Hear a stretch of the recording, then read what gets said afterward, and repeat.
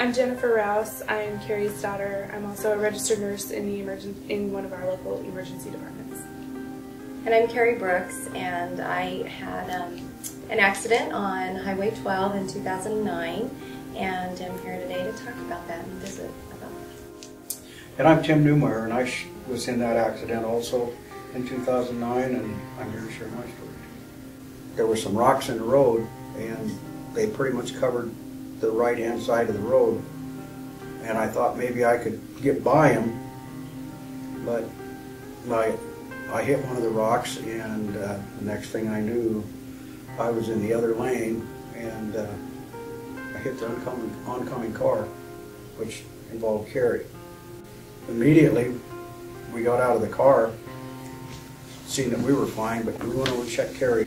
She was breathing, and she was responding, but we knew she needed help really bad. And at that time, there was no cell service at all. We had phones, but we couldn't reach out.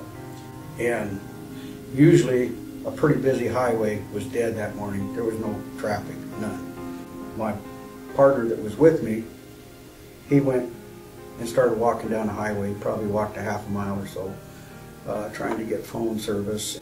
We finally did get word out to the EMTs, and they came and extracted Carrie from the car.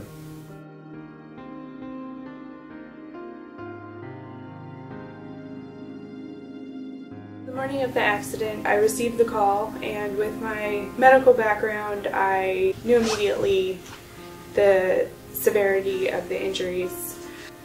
I actually knew it was my mom because of her hand. I saw her hand through the bed, and I knew it was her.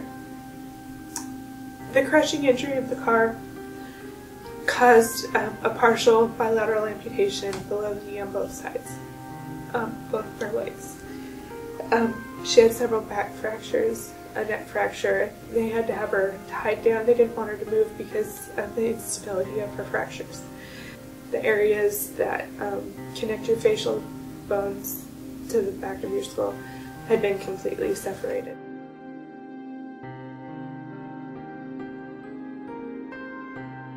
I was in the hospital from February until like mid-April, and then I was non-weight bearing for several months, I believe, and I started learning to walk again in the swimming pool.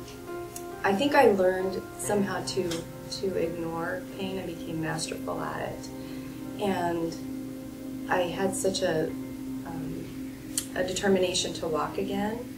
You know, the kids at school, they're just used to seeing me 1 minute I'm walking and the next minute I'm in a wheelchair, and then, you know, 2 weeks from now I may be on crutches, and that's just kind of how it's been. Kevin Rouse, and I've been a law enforcement officer who has worked Highway 12 for 24 years, my entire career. Knowing the road as well as I do, it's not a road that can be changed with current technology. It's the bottom of the canyon. You're going to do what the river tells you to do, and everything rolls downhill. So there's a lot of things about the technology you're talking about that could be very useful on that road.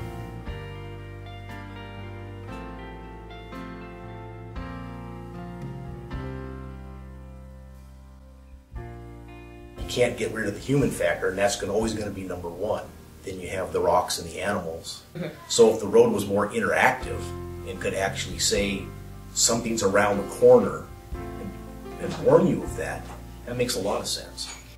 So if the Solar Roadway thing, even if it was just implemented for those specific dark corners, it would obviously save people from crashing. I'm still fearful to drive that road at night. And what I'm afraid of is to hurt somebody. I don't want it to ever happen again, you know. And I guess there isn't a day that goes by that I don't think about Carrie. Our family has never once thought a bad thought. It was an accident. I don't think you take a single day of life for granted when you've gone through something like this.